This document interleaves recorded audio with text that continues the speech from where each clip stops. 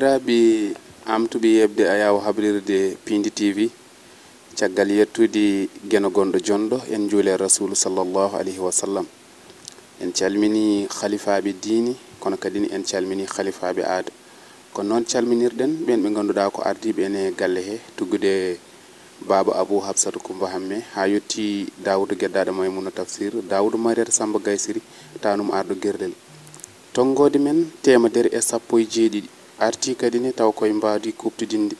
ma won biiɗo holko nawri o e ɗum kono noon ko joljole gonɗe ko woni e gendi ndi saabi eɗen bismiɗo ɓe bismina ɗon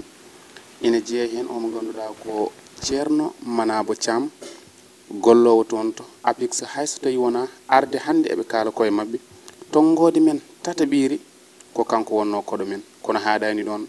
tongode men capanɗe 4 e jeeɗiɗi o reftiɗo kanko ceerno Manabo Thiam kono kadi ne eɗen bismi koɗo goɗɗo biyeteɗo Muntuga Ndiaye so tawi eɗen kaalo mbiten ko toon to Kosek to o gollata kono wona on fonno garoten hande o ari ɗo e tongode men capanɗe 94 kono kadi ne o reftiɗo sanga Roma jarribo ngam suɓade mairiji e nder leydi Sénégal kono kadi ne o reftiɗo tongode temedere e 3 kono en kaɗata ɗon dewnoɗo ɗo sanga on saaha woni koɗo mbawɗen wiide ko koɗo dognoɓe mbawi hebde permeji mumen woni omo ganduɗa ko jaayi jiggo sen belamo mbiyenmo nde rewde ɗo on saaha ko eɗen jaaray tongode temedere e 3 on woni jaayi jiggo walla mbiyen tongode men capanɗe 96 ko nden jaayi jiggo rewnoɗo ko ɓeɗon goni hoɓɓe men hande joni en batta so wona hade men artude e mundi ko jogorɗen haalde totten hoɓɓe men calmodira e yeɓoɓe a yawa habdirde Pindi TV joni eɗen totta omo ganduɗa ko jaayi jiggo. Assalamu aleykum. Wa aleykum salam ba Modi Seydou Ba a salminama keɗa yettama he invitation mo mbaɗanɗo amen o heddi ko aussi que salminde yeeɓoɓe Pindi TV ɗum mbawi wonde he dundu baba Adama nde foof kala hen ɗo neɗɗo woni salminama juurama salminde aussi mawɓe galle ɓe foof neɓe didorno o limtude foof juumata he weltanade kala ɓiɗɗo Fuutanke nano daaɗe men ɗe heddi ko mbitemi ko Ndiaye Djigo jeeyami ko commune Fanaye he département de Podor a jarama he invitation merci. Joni en tottat omo ganduɗa ko Muntuga Ndiaye mo commune Dodel. Assalamu aleykum. Maaleykum salam wa rahmatullah. Ba Modi mi salmini aussi directeur radio télévision Pindi TV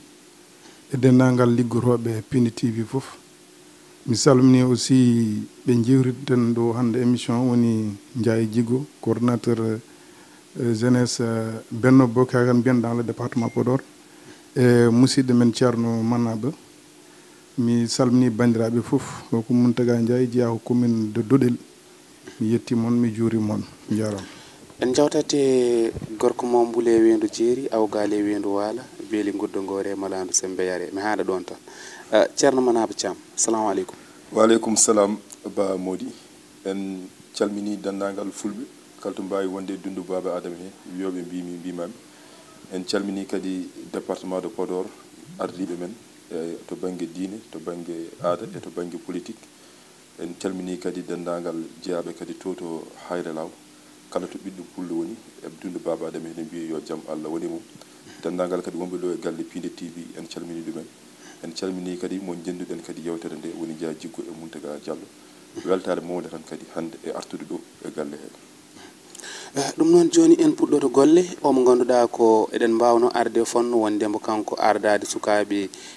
dilloɓe e COJER mo département mo Podor kono tan ko jaɓanten joni hol yiyande mon e résultat mo département Podor dañi e suɓgoji ɗiɗo ɓennuɗi.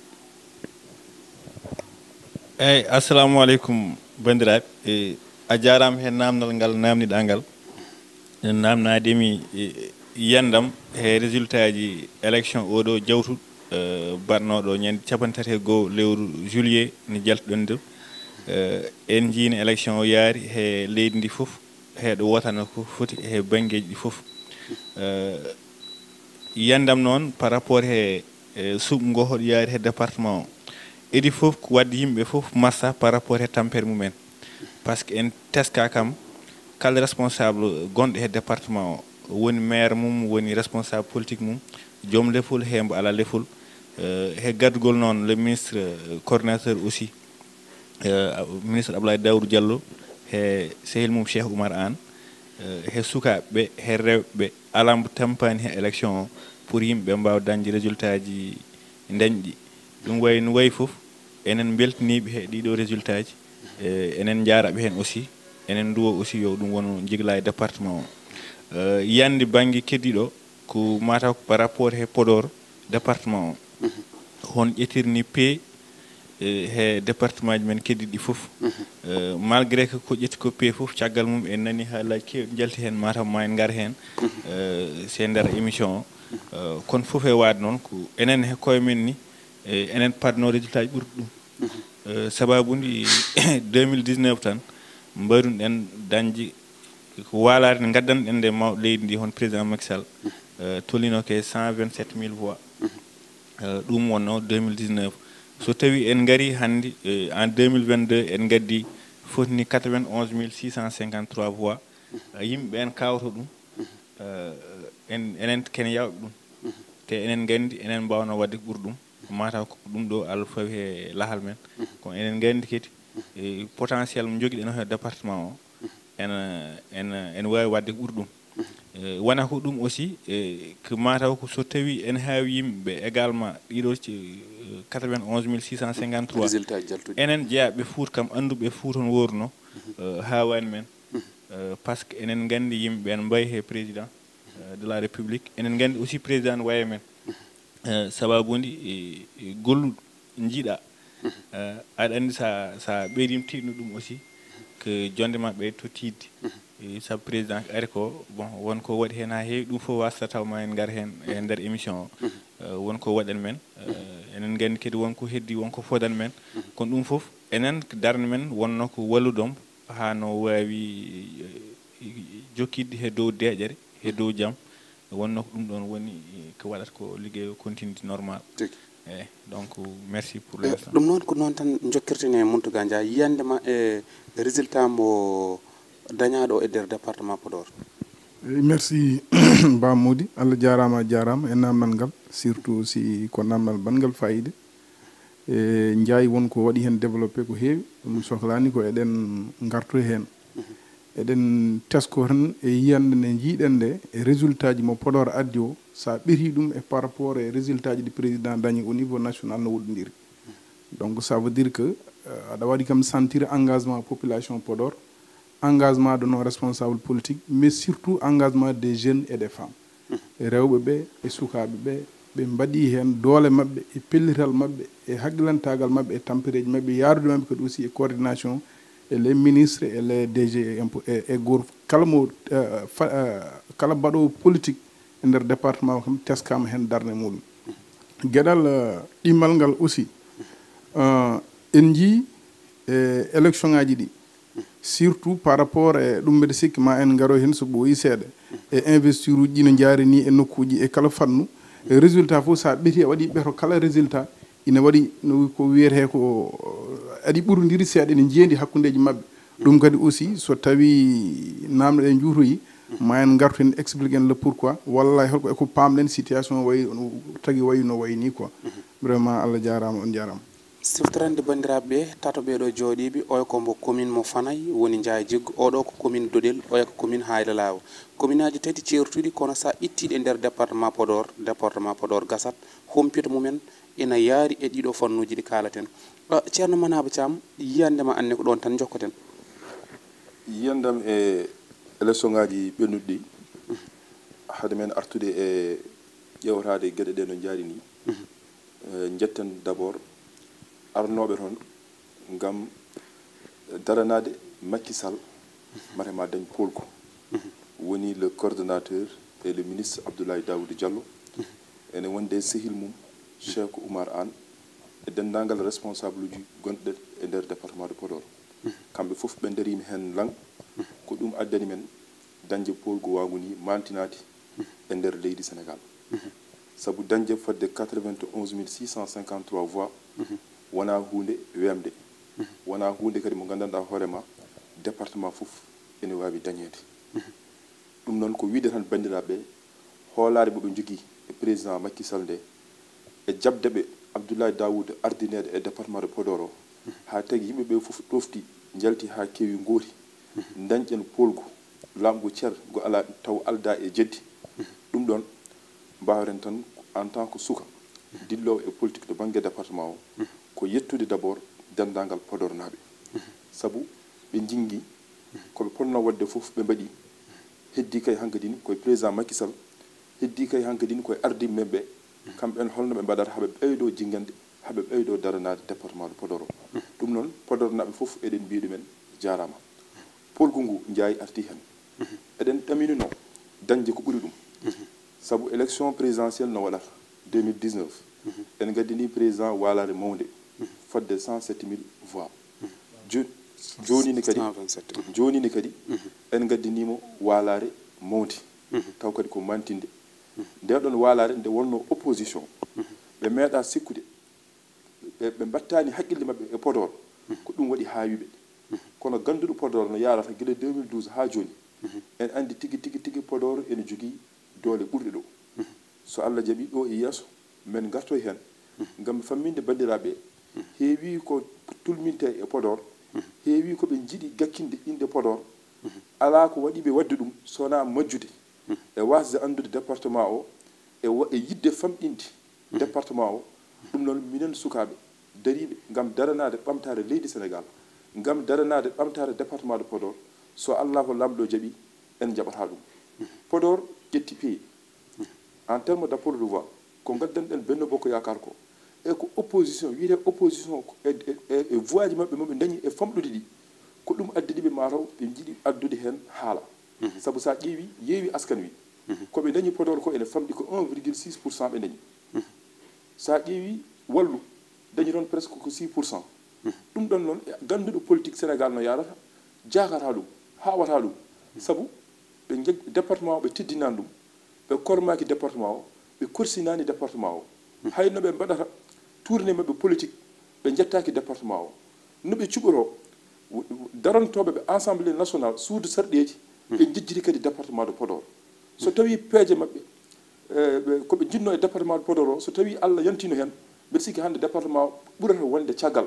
sabu en jaar assemblée nationale mo gandanɗa hoorema taw hay suko goto département Podor wonata hen ɗum waɗi résultat ji ɗi eɗen belti hen kadi conseil constitutionnel ko waɗi kadi validé résultat ji ko kadi eɗen belti hen ɗum noon eɗen mbiya tan président Macky Sall yo jogoro jaam eɗen mbiya kadi aussi tête de liste Abdoulaye Dawoud yo jogoro jaam ko ɗum joguinɗen kaɗen kala ko fati résultat ji duttotoɗen joni ceerno Manaba Thiam o jarama no fewi koye département Podor so haalama ina moƴƴi ganden sifo lelgo département Podor commune aji mum ina teska ko fodde 22 commune nani hen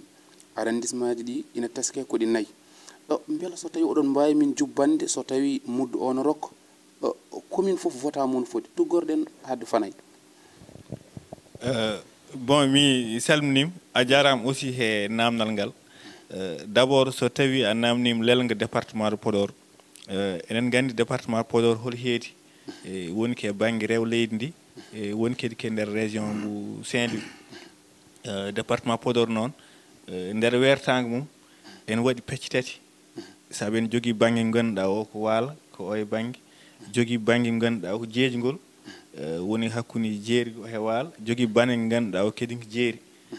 wona ko ɗum ɗon noon administrativement enen jogui arrondissement ji nayyi woni arrondissement mbo Thily Boubacar mbo Gamaji Sare mbo Kaskas e mbo Salde ɗum woni arrondissement ji commune aji aussi kiɗi nawgas e ɗiɗi ɗum ni en waɗi en jaahe ko hollitata carrément Podor hande wona département tokos par ce que région ngaji kewɗi nen gulle ɗo hande Podor ɓurɗo men mawnude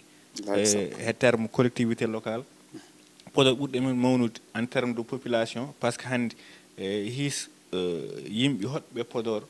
en hiise he 469 000 he 2022 mo gonɗen o so tawi ko batte wotoɓe aussi Podor en jogi 222 253 windi taw ko woto en waɗi région ngaji ganduɗa ɗi ngala ɗum donc ɗum aussi bon peut être wawa wirtade ɗum taw yettani responsable uji men département gonɗi hannde e hoore Ablaye Daoud noon puɗɗortomi ha heeɓi less ɓurɗo hen famɗude par ce que senen teski Podor 2012 alano oɗo électorat wonno aux environs de 141 000 inscrits wonno mais umma 2012 fewde hannde eɓe darima darde ha Podor hannde kala neɗɗo woni he Sénégal walla he aduna o soko wote haalama a miijoto Podor par ce que poids mum ɗum ko liggey coordination départemental ɗum waɗi nde wayni neɗɗo wawa ɗum wirtade taw yettiraniɓe hen dow aussi yo Allah sembin sellin wona ko ɗum ɗon par rapport he commune aji noon il potani par ce que enen jogui ma won sappo e ɗiɗi ganduɗa ɗi ko commune aji tokosi guuri mais également ko commune aji goɗɗi sappo taw gonno communauté rural mais nde waɗande communalisation intégrale o kañum fof hen kadi en goni commune aji tan poti foof hayso tawi population ngaji ɗi potani noon kadi oɗo ƴimbati inscription ngaji kala hen commune garɗa en jogui joguiɓe presque 20 000 ujunaji nawgas dewɗi inscription taw ko windiɓe wotoɓe mais également wonɓe garta ma taw hedde ujunaji nayyi en walla ujunaji tati hen windiɓe puisque commune aji en heewi wirde en waɗa répété foof he hoore wona hunde tigi kono noon kam ganda jogɗa aperçu kam ko département o ni wayi kañum foof noon si ndendi eɗen jogui 222 253 inscrits hannde hol jarteɗen ɗo objectif men noon hakkude ɗo 2024 soko Allah jaaɓi dañ 300 000 inscrits inchallah te soko Allah jaaɓi heddi ko he Podor kala élection haala Podor haalete inchallah ko noon jawtetene Mountaga Ndiaye commune Doɗel ha e commune aji takkiɗi ɗum ko teskiɗa hen ko ɓurɗa humpitade e vote mabɓe nombre votant o bisimilla eyi Allah jarama Ba Mody namdal ma kadi aussi waɗi fayida surtout aussi ko Ndiaye haali ko presque o waɗi le tour du département saabu so ƴetti 222 000 quelques inscrits sa englobe Doɗel nanna hen hayre nanna hen Fanayi nanna hen foof donc enen en jubbat tan e nokku tan mo jeeyaɗen ɗo woni Doɗel sa ƴeewi e élection oɗo jawrude comme no mbiri nanni so tawi Podor addi 91 653 local jawruɗo minen min goti à 10 000 et quelques e législative min goti à 8 000 et quelques ça veut dire que nomin ponno wotir ni min gotirani hono noon ɗum kadi aussi facteur aji kewɗi nan mbaɗi ɗum expliqué ñande ne wetana wona élection o min mbaldi koye tooɓo ha weeti min pindi kadi e tooɓo ha weeti kono noon golle coordination ɗe golliɗe e nder département o par rapport e yilanade yimɓe kayitaji yilanade yimɓe carte électeur ɗum koko hufdidi saabu min ƴewamde tan ko maire Amadou Niang dernier ɗum ɗo mo waddi tan daaro c'est énorme ɓe waɗi ɗon enrôlé yimɓeɓe pour yo dañ carte yo dañ ɗum ɗoji ne heewi haysa limi gasara ɗum waɗi ɗomin gonno à peu près hedde 12 000 min daaro hedde 18 000 et quelques inscrits ɗum waɗi opposition ɓe gullat kono ɓe ganda weli neɗɗo metti neɗɗo ko wona président Macky Sall ko wona président bawɗo wonde fof e nder gurdam wonko waɗa e Podor welma mettuma sa ari a huccitto hakkille ma hoydere Podor wonno nden sa ari à Saint-Louis ɓe mbiyatno ay banggue fof ala ko woni ɗon jaran ko yimɓe jahroto ɗum wonno nden temps peut être PS walla avant ɗum ɗon ga ko sa ari Saint-Louis ko heedi ay banggue fof yimɓe ngala toon mais avec l'événement du président Macky Sall à travers son coordinateur et son homme de confiance et nos ministres comme Cheikh Oumar les consons ɓe mbaɗi e Podor mo ko ganduɗa hoore ma weli neɗɗo metti neɗɗo kam kala nde aɗa sohli leydi Sénégal ma jaaha Podor ɗum kadi aussi e artudemo nane wona mabɓe kalonɗo haala aɗa yiiɗi yaade nawde débrégement assemblée nationale min kalno ko élection présidentielle 2019 nde Ousmane Sonko ari ha Madina Ndiadji amin ñande hen amin tacci ɗum ɗo amin dewri zone waalo ngo min gari ɗa juuɗe jaaɓi min tawi ɗon sukaɓe na patatnomo toon o wiɓe ko ala carburant no yettude ça veut dire que mo garɗo ha dow goudron kam sali tellade waalo on so tawi heeɓi lammi sikkani so ma nawanmo toon goudron walla ma nawanmo toon goɗɗum vraiment ko ɗum tan jinnomi hen ɓeydude par rapport e nde ɗon ko noon tigui rigui Seydi Ndiaye noon jawtirtene ceerno Manaba Thiam kono so ɗum yawti ceerno Manaba Thiam a waɗarat morlal jeeri tan to banggue londiɓe wiide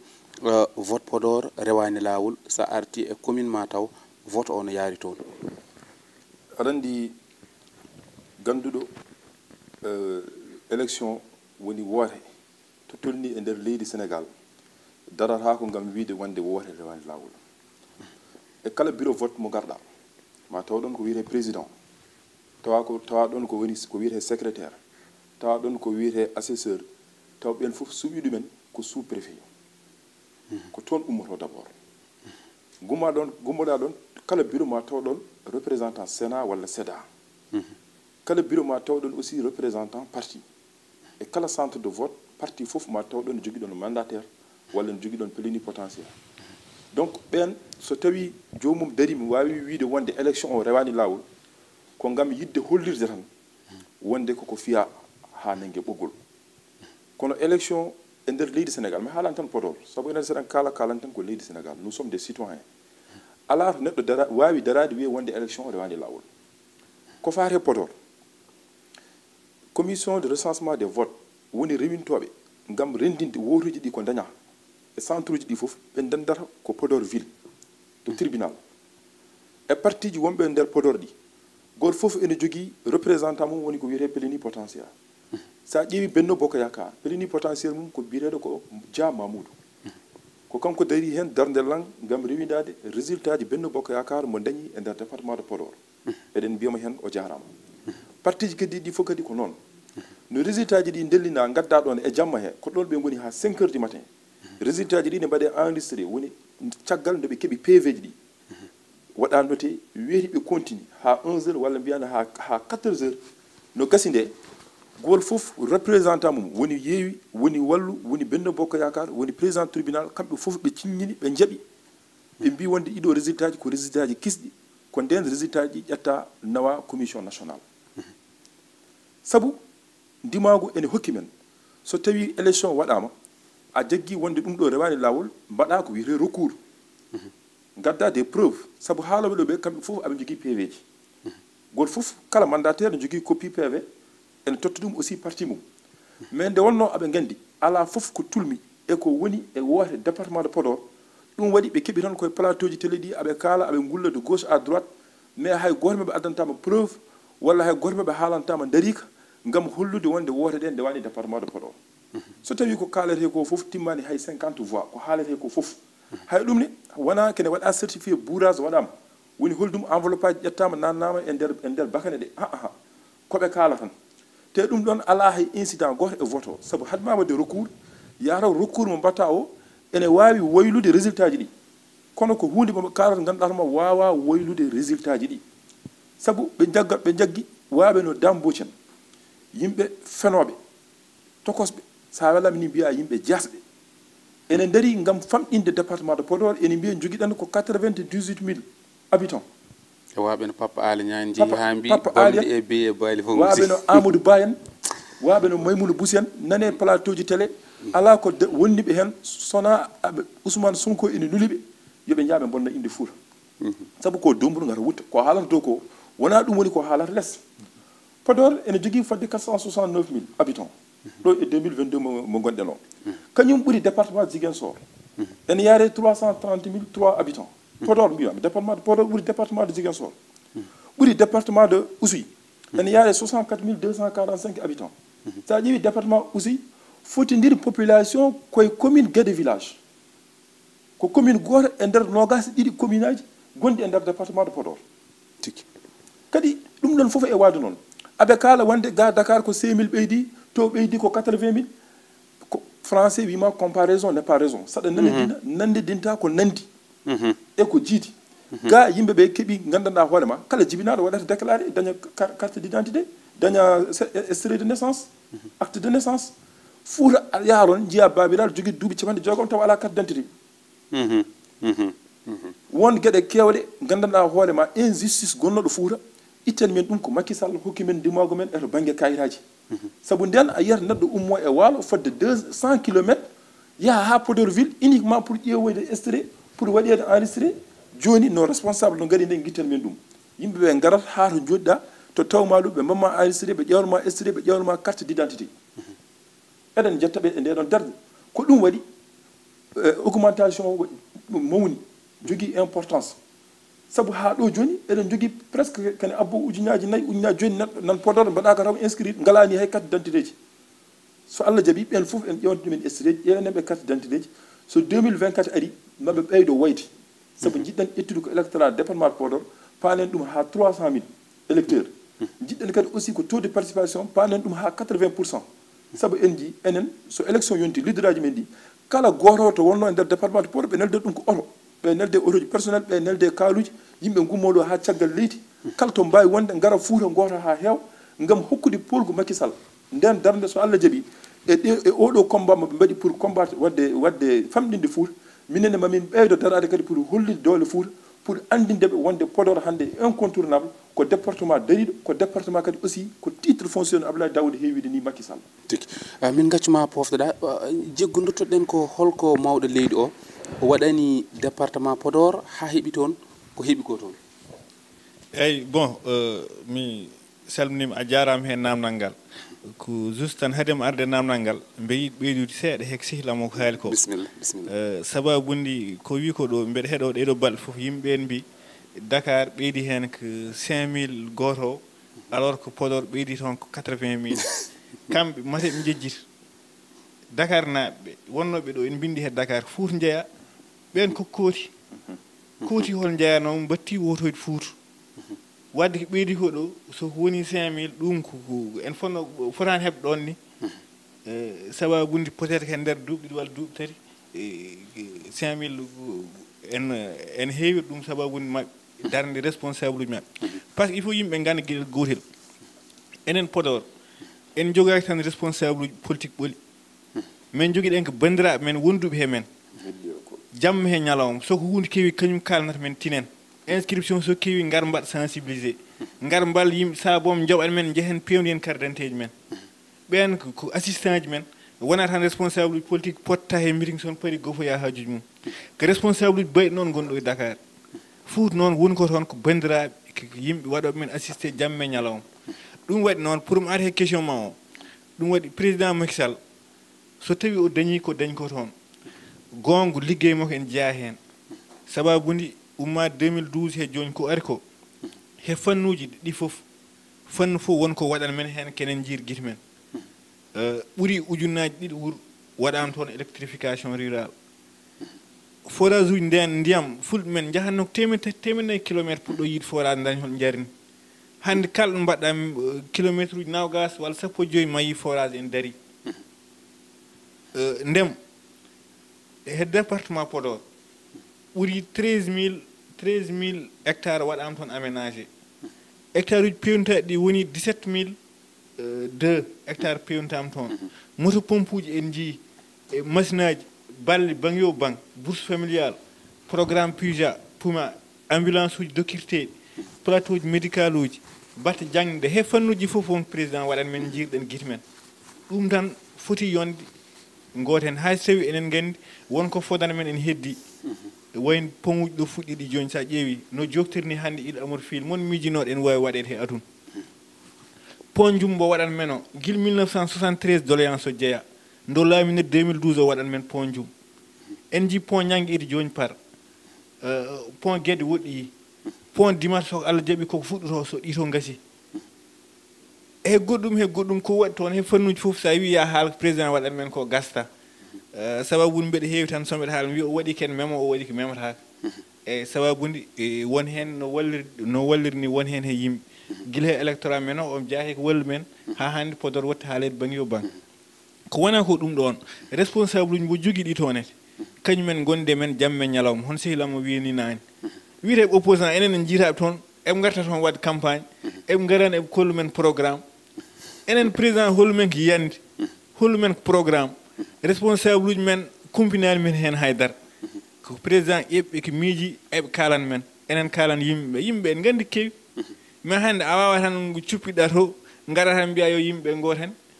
te mbaddi hen aussi wiɗen en jogo une dictature de pensée unique c'est à dire que wonde am tan sa wondani am tan mi ƴettoma walla mi joñma mi manda fof mbiran ɗum ni c'est à dire que mi waɗma écarté comme quoi koye waɗma traité a wona neɗɗo te neɗɗo hol jogriɗa ni miiji ma ha gonduɗa he goɗɗo rokkir goɗɗo noon jogade yidde mum he miiji mum wawa wondude he goɗɗo wonko ɓeydi hen noon tawi kay mi taƴanima yaltoɓe ne kaala waɓe ne Maymouna Boussen Amadou en ɓen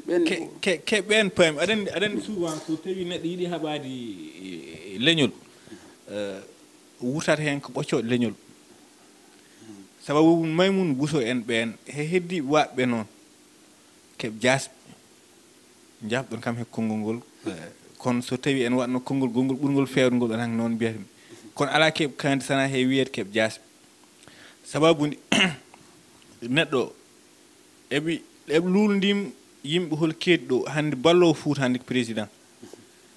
yimɓe jaɓnimoɓe eɓe lulndim yoɓe lunde eɓe ndeeƴa kono wona wondude heen wiide en ƴetto walla en waɗa traité responsable uji ngannduɗa ɗi Podor so tawi dañi hunde hannde yiyande président en tawa kono kamɓe ɓe tawa mbeɗa heewi haalde wi Podor yii ko e mbiya ko so tawi feccere dawi mbeɗen gawi naftan neɗɗo haydara yataw tan aɗani he ɓernde peccowo enen gandi enen he ɓernde président par rapport ala programme mbo waɗi o woppu men on kay mataw ala poɗɗen wonde taw wona ɗon mais so tawi ɓoccoɗe goɗɗe gurtama hen men yo ƴetta men kamɓe ɓen yeɓe ƴetta nulɓe ɓe ko ɓen welno taw ma en mbawa haaldude mumen kaalen ko jiɗɗen ko haalde kono kamɓe enen ƴewɗa boom sababude leñol ngol wonken jiiɗa wiidoɓe kono enen mbiyaɓe tan yooɓe gandu koye mabɓe so tawi keɓe fuutankoɓe keɓe ɓiɓɓe fuutankoɓe yooɓe gar e mballa ballowo Fouta eɓe gar e mballa wonduɓe he Fouta Fouta yiyata ɓe jamme ñalawma woni responsable uji gonɗiɗen ɗi hannde ɓeɗo Fouta yiyata jamme ñalawma kamɓe ɓe to heddiɓe ɓe gondi ɓe ɓen kalta ha kaala haal Fouta mbatta programme ha mbaɗa hen Fouta ha investiture tan neɗɗo woni opposition heewani yimɓe ronki ittude gueɗal fuutankoɓe soko ari au pouvoir dañi yimɓe ma itta gueɗal fuutankoɓe itta ɗum ko noon donc guilɗo e koliri déjà ne mbayni yawade Fouta ne mbayni wasde teddinde Fouta donc neɗɗo a wawi wiide ka ɓiɗɗo fuutanke goɗɗo yawo honma mbiya ya teddin ɗum an gueɗel golel gaynirata guel tan rentinde yimɓeɓe souvent mbeɗa heewi so mbeɗa haala surtout woto yimɓeɓe au niveau national noon wotoɓe gaddu leñam leñmaki he politique kamɓe ɓe ɗon wiyoɓe ɓe tan en gadda ko neɗɗo ko bandu men neɗɗo naggam en gueɗe goɗɗe mbawi noon yooɓe ndenta ɗum ɗon eɓe ganda neɓe jogrini liberté ha Ziguinchor foof waɗi kartal gotal wooti e banggue goto walla ha Diourbel foof waɗi kartal gotal wooti e banggue goto yooɓe ganda fuutankoɓe noon jogri ndima kañumen ne wadde kartal gotal sababude kalimi ko nani foof ɓe jogui hen droit merci a jarama eɗen keddora question ngaji fodde tati kono noon hojomaji men eɗen terodiri hen garten koye Mountaga Ndiaye holno jiiruɗa résultat o tawa koɗo banggue dow jencude nouveau national donc benno dañi 67 député kono noon tawa ko sarɗiyanke londiɓe dañi 63 kamɓe foof kono tan en jii so tawi eɗen ɓeeto way kono ko duttiɗo adan ɗo mawɗo leydi o joguino ko 125 woni temedere e nogas e joyyi londo ngo dañño ko 62 beela o ruttitaki caggal merci beaucoup Bamodi seeɗa tan e ruttade seeɗa tan e ɗum ɗo garno hade mi yaɓande oɗo ngal ɗo namgal ko gonga ɗen terodira e temps o président Macky Sall neɗɗo aɗa wawi wiide min de nafoore président yettakimi kono mi yiyani ɗum e nder Podor ɗum kam aɗa wawi haalde hunde foof ha heddo ɗum ɗo sabu sa ƴeewi minen kam nokkuji amen baalo walol ngol amen ngol nden so ndungu toɓino kam ala fof ɗo mbawɗa rewde ha jaaton nayi mabɓe sago otoji men goppata ko jeeri ha ndungu gasde puɗɗa arande otoji men hande o sa darima jum aɗa wawi ƴettude tali goto hakke ɓoya demen ɗum kadi aussi ko effort aji mawɗi kadi état mi haalama gueɗel gotel kala ɗoɓe ɗamini wadde investissement à hauteur de 50 milliards tawra ka ɓe ɗamini ɗon heptude ɗon hedde à peu près 60 walla 70 milliards kamɓe aɓe gandi ko kalami ko kono noon ko waɗa tan ko en terme d' investissement ko man neɗɗo yiɗanma jeeye nokkuma wuura ɗon nde wawma waɗan ɗe ɗo gueɗe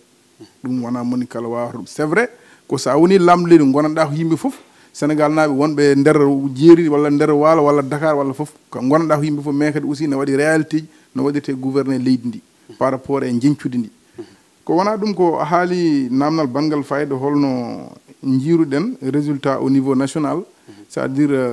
élection ari en dañi 82 députés yimɓe gone muccude holno dañirten majorité absolue walla majorité je ne sais pas mais kam ɗum kadi aussi ina ɗesi famnade min de mbirawi janngude ɗum e fannuji ɗiɗi goo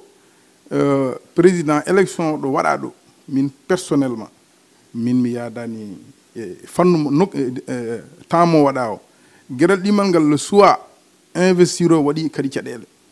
ko yimɓeɓe kaala walla yimɓe goppa par ce que yimɓe kaala ko haala législative ko kaala ko haala gonoyo député hol gonoyo député ko moɓe jiimoɓe gandi min mi yi yimɓeɓe ganda hoorema koye nokkuji amen jaa mbi ko gotira par ce que watte tan député ɓe soɓe goni de galleji maɓe tan gonen alors que c'est dangereux kamɓe nder koye mabɓe eɓe jiiɗi président Macky mais waɗaɓe sur la liste ɓe ganda jomumen ɓe ganda ɗo koɗi ɓe mbawa wuurnode ɗum par ce que ɓen ɓe mbiyata so tawi jomumen goni ko kañumen tan gonatno certes président ruttima par rapport e nombre député mo dañño o mais aussi ndungu enen foof eɗen gandi inondation ngaji ne mbawata nder Dakar won ummiɓe jeeyi mbaɗi sanctionné président Macky par ce que mbaali koye ndiyam walla wonɗen gueɗe goɗɗe nan en kucciri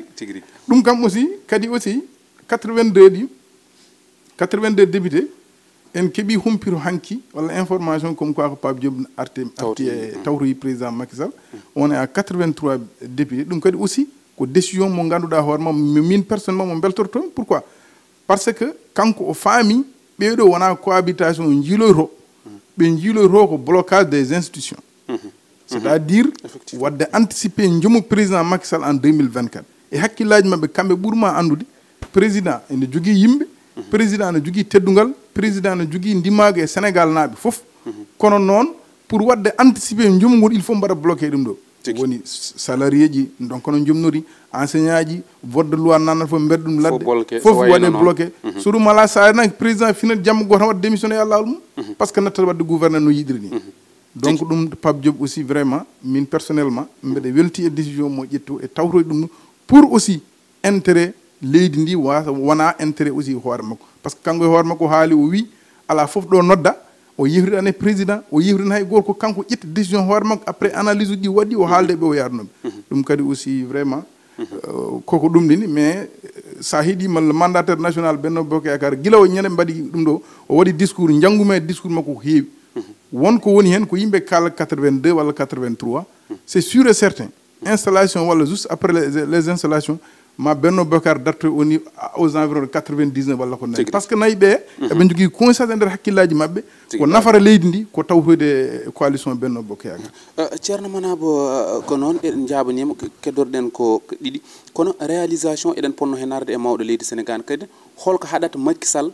gagnade Touba walla Dakar duuɓi sappo o ronki gagnade Touba o ronki gagnade Dakar e réalisation makko an arata hen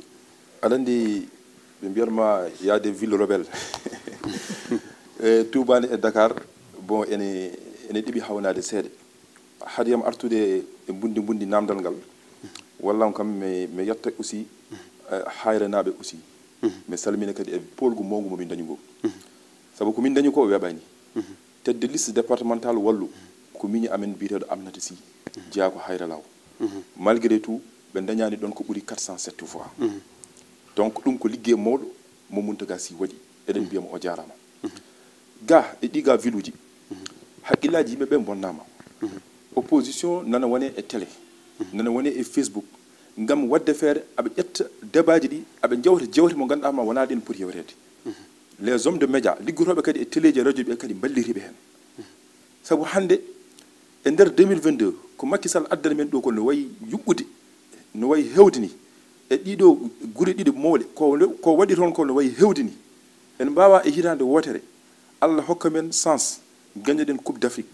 e hitande wotere gadden ɗen terre gandanɗa hoorema Afrique foof ko enen jogui ɗum e nder hitande wotere gadden ɗen ko wiyete des autopont pont Cambérène o waɗa ayi kolo ɗo henne Kourmassar pont mum waɗa Cambérène aussi nane pont sa ƴiwi Dakar fof koye chantier ji gadden ɗen ko wiyete BRT en nde ɗon hirande laabi ɗiɗi président yaha élection ene perte e ngoɗon wuuro yimɓe ɓe batti kalata Macky liggaki kalata Macky ala yiyande kalata Macky wawa ɓe mbiyatma ko affaire gor jiguen en ko affaire démocratie en troisiéme mandat en ko hunde mo yontani nde wonno hankadi en jiiɗi wiide eɗen gonta tubakoɓe enen ken fulɓe enen ken africain ji parnotoɗen ɗum beltotoɗen ɗum wonno leyɗele men ɗe wonno ɗe mahori wonno ɗe jarata hoto mbiyane eɗen ñimtinoya woɓɓe ko ɗo tan sénégal jiyata neɗɗo yaha e plateau télé hirto ha reedu mum heewa ara ƴetto président wi ɗum ko wela hoota galle mum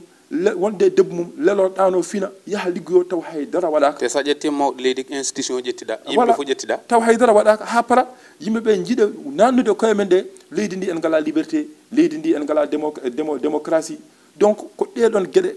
golle puyɗe nanna e koye yimɓeɓe ha tagui président ronki gagnade ɗeɗo leyɗele ɗiɗi kadi to henne ko réalité ko affaire ko wiyete affaire confrérie par ce que woni yimɓe so jaggui aussi pour ɓe goppa ene saɗi kamɓe sa ƴeewi ko Abdoulaye Wade ɓe ɓuuri yidde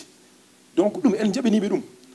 ko ɗum tagui aɓe goto tan Abdoulaye Wade ɗum tagui makki ronki gagnade toon e malgré tout nde wonno ko neɗɗo état nde wonno kadi aussi omo jaaɓi ajjade omo andi ko leydi ndi fof wonani ɗo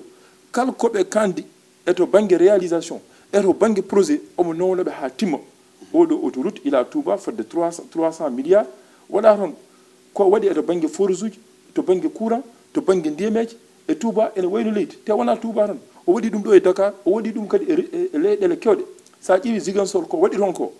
ene wayno région ngaji kewɗi nan ɗo e nder Sénégal o waɗani ɗum sa ƴeewi pont mo waɗi toon o pont Franc-Fegni mo waɗi aussi hakkude Gambie e Sénégal o investissement mum fodde 40 milliards donc président waɗi Mountaga Sy heewi wiide ko jaam yurmede mais aussi ko jaam yiyande o wi ɗum tagui so tawi anden a wona jaam yiyande a wawa wondude président a wawa liggodade e président donc enen en jaaɓi président ene perta ɗon kamɓe ne wadde yooɓe jaɓane men enen ga Fouta to gonɗen président ene gaño ga hen en jaaɓi Touba naaɓe ene go tan Abdoulaye Wade ene jaaɓi Ziguinchor naaɓe ene go tan Ousmane Sonko hay sinno ala ko waɗi toon ala ko addi toon yooɓe jaɓan men enen no Fuutankoɓe guila 1960 ha 2012 ko jiiɗen e banggal laamu heewani ni guila 2012 makki ari ha joni eɗen jii hen koye men eɗen mbaɗana ko hunde gueɗe kewɗe gueɗe mawɗe wadde yooɓe jaɓan men gonden e président Macky Sall ko ɗon tan ndewe tan gam uddude gam wiide président Macky Sall yo waɗ feere o ɓeyde wattude haqqille makko e Fuutankoɓe ko waɗi ko woni heewi kono eɗen jawi ɗum pour enen ni ene famɗi yo ɓeydu yo wattu haqqille men PIDC 2 batteɗo o eɗen jiiɗi forage uji ɗi ɓeydo addede to banggue Fouta PIDC 2 maɓe mbaɗi o yo mbaɗe feere projet o ɓe ƴeewa uncude ɗum par ce que enen jogui ɗon ko aynaɓe ha wayno leydi département de Podor activité ɓurɗo wawde addude coppéreje ene wayno ko élevage élevage o wawa wurde wawa darade tant que forage uji ɗi ndiyam ɗam heewani wadde jiɗɗen ko président Macky Sall o addana men forage uji e nder PIDC 2 mo waɗi o mais jiɗɗen aussi ko hôpital ji men ɗi hôpital Djoum hôpital Wourossogui o ɓeydo niveau ji ɗi waɗa ɗum niveau 2 taw kam kala ko safrete ko woni Dakar taw kam en tawe ɗi toon hôpital ji jiɗɗen aussi ko laabi ɗi yulta no yultude e Podor ni waɗa feere aussi ha banggue Matam o laabi ɗi aussi yulta ya jaa garta o heewa jiɗɗen aussi ko leyɗele ɗe ɓeyda waɗede aménagement no haaliti ni taw wona tan aménagement kangaɗe mbaɗotono ɗi taw ko aménagement ji keesi taw kadi ko yimɓe hisɓe anduɓe taw ene totte ɗum so tawi tan ndemaka e gaynaka yaari yeeso département de Podor ma yaaru yeeso ɗum noon koko gasi ha laaɓi kono gaynirten ko ho conseil ji ɗi oɗo saaha koye sumgoji kono candidat ji walla gona candidat ji tan kaala hen mbaynoɗa totten jaay jiggo artay jaay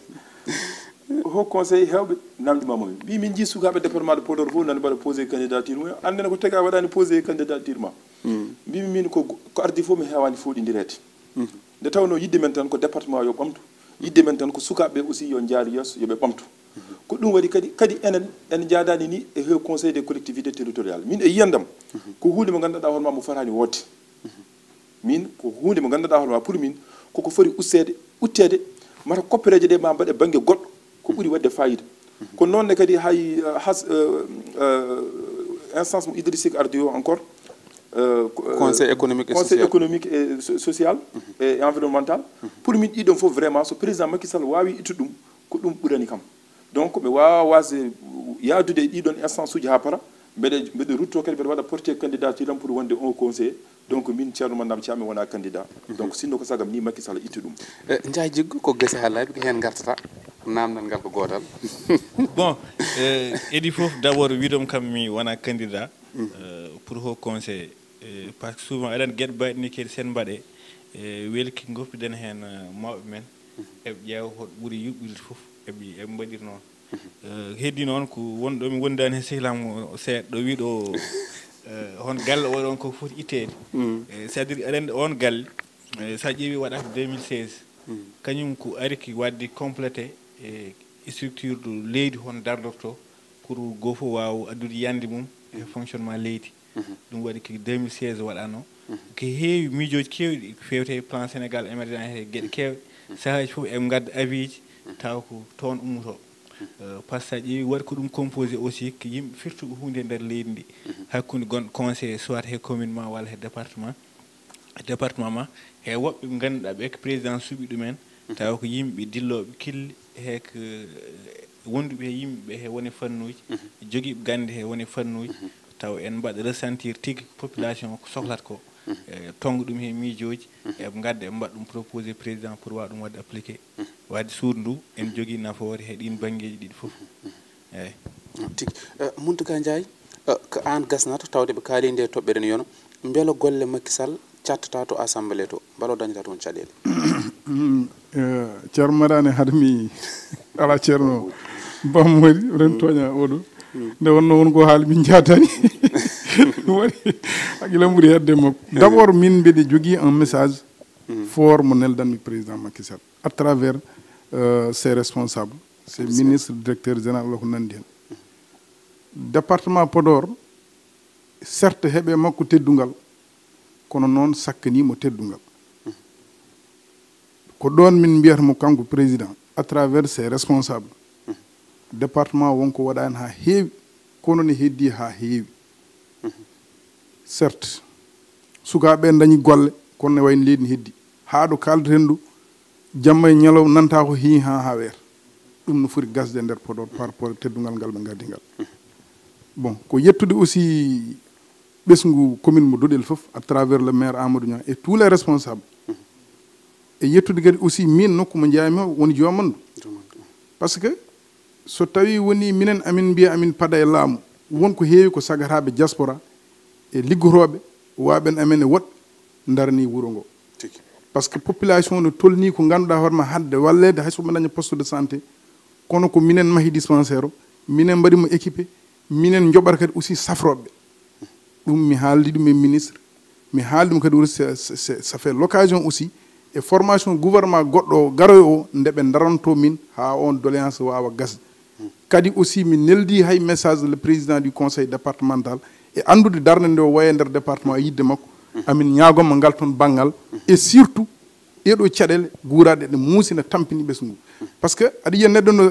fota jibinde donka dañde hayno mbaɗɗa ummotoɓe waalo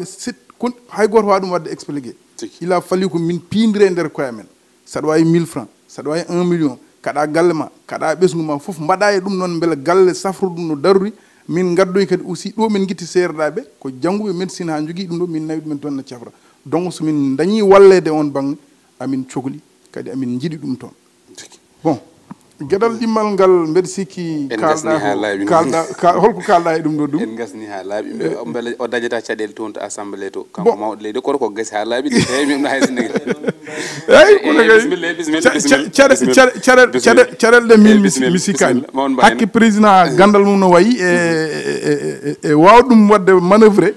mi sikkani so mawɗo te actuellement omo jogui majorité holto dañirɗe ɗon caɗele wawata wonirde hon noon affaire au conseil des collectivités territoriales personnellement min de komi mbaɗo dossier jam nanɗa e nder oto somi pari ɗo joni komi nawa maison des partis mbeɗa waɗa déposé comme tout le monde komi candidat mi waɗa déposé mi heɗɗa kon gagnatoɓe mbala jogui hoolare kadi o mbinomi kon gagnatoɓe commune Dodel l' essentiel ma candidature mi waɗum confirmé mi heddo noon e décision hilifaɓe woni les ministres et le président de la république et responsable département ɗi foof saaɓe mbaɗi men sélectionné hayrun somo mbaɗani men kadi aussi sélectionné kala baɗaɗo men daw caggal mum ballodiren joomum mi yaadani noon e ko musidɗam o wi ko au conseil ne waɗi importance aɗani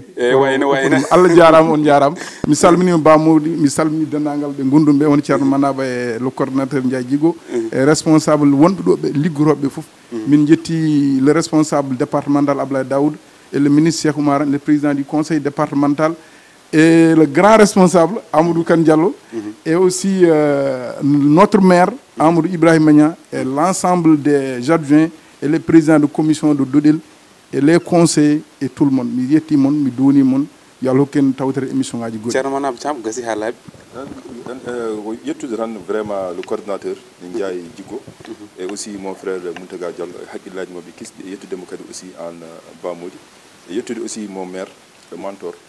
Mountaga Sy mo maire mo commune de Hayre Law et DG de l'APIX e waddemo félicité résultat ji baɗɗi fayida momin dañi hayre ɗi e dendagal hayre naɓe sukaɓe hayre naɓe e sukaɓe département de Podor kamɓe fof mbiɗa yoɓi ɓe jarama ko noon Djigo. bon Allah jarama Bamodi e vraiment a jarama han feewi he émission o mi salmini aussi sehilam ceerno Mountaga Ndiaye guerrier département mi salmini également gaari mawdi he nder sukaɓe ɓe hon Manabou Thiam à travers mabɓe aussi mi salmini sukaɓe département Podor fof responsable uji Podor aussi guila he ministre Abdoulaye Daoud ministre Cheikh Oumar Anne surtout aussi le président du conseil départemental hon Dia Mamoudou he dendagal responsable uji yimɓe limɓe fof juumat kamɓe fof mi jarinimoɓe e mi jarini également maire amen maire commune Fanaye hon Aliou Gaye kanke wondi moko Aissata Dia Kalidou kan he responsable uji keddiɗi ɗi fof kamɓe fof mi salmini mbeɗa yiɗi tan noon haalde hayso 1 minute par rapport he commune Fanaye walla diwan mum par ce que président fodnin amen joktuɗo ɗonete comme no joktirne il amour filo auto banggue minen aussi minen jogui lawol Fanaye Walo Dara ha Dimat Walo wondude he point Dimat Walo également lawol jeerigol Fanaye Terki Teskere ha Linguére minen jiiɗi vraiment o daro hen wona ko ɗum ɗon aussi aménagement o hayɗo joni oɓon foddana men fodde 1000 hectares batteɗe aménagé kono soit yottade taw en ñaagui yo ɓeydana men yo ɓeydu dolɗe he on banggue par ce que on nokku aussi ko yimɓeɓe ɗon tan ɓuuri wawde dillude ndema he gaynaka yo tin vraiment heddi ko noon minen caggal Allah kadi caggal makko no yiiɗiri foof no yiiɗi foof soko Allah jaaɓi minen sukaɓe département o minen daari walludom wallodirde aussi he responsable uji amen ko woni ko yeeso foof ko soyna foof kala hen ko yonti soko Allah jaaɓi momin tammo ɗum min mbaɗa hen komin poti ko wadde ha sac daña hen soko Allah jaaɓi Allah jarama on jarama merci. Allah jarama ɓe jarama ina wawno wonde mbiyen hen kaal ko fewte APIX walla kaalen ko fewte COSEC walla kaalen ko fewte finance tawno goto foof ko tergal timmugal waktuji ɗiɗi yonata e haaldude makko e fonno mbo hiido ɗum ko ɓeeɗo arɓe ɗo ko yimɓe anduɓe joom hakkillaji kisɗi joom gandiji kisɗi no mbawɗen wirude ko ɓen gonno hoɓɓe men kono kadi on mo ganduɗa ko Aboubacry Sy ko ballowo mawɗo leydi o e miijoji kono kadi niko jeeɓowo en mawo yeeb salla jaaɓi kono mbeɗa wima Seydi Sy ya nan koɓe kaali ko yo mawɗo leydi o tigui yo hetto koɓe kaali ko o faama kettoɗen pinen teskoɗen ganden holko nafata en mbaɗen ina jojjuno kaalen e mawɗo leydi o darde mum ɗo batte sukaɓe département mo Podor wona neɗɗo ko bandum o kaaloten ko fodde makko balluɗomo foof mballa ɗum tongode temedere e 17 ko ɗo waynori ha saaha goɗɗo ɗo caggal to ko Ibrahim Thiombane yantude Alifal waɗoɓe feere jeeɗen ko kamɓe goni jinneji Pindi TV ha saaha goɗɗo jokkon e yebde télé mon Allah jarama on jarama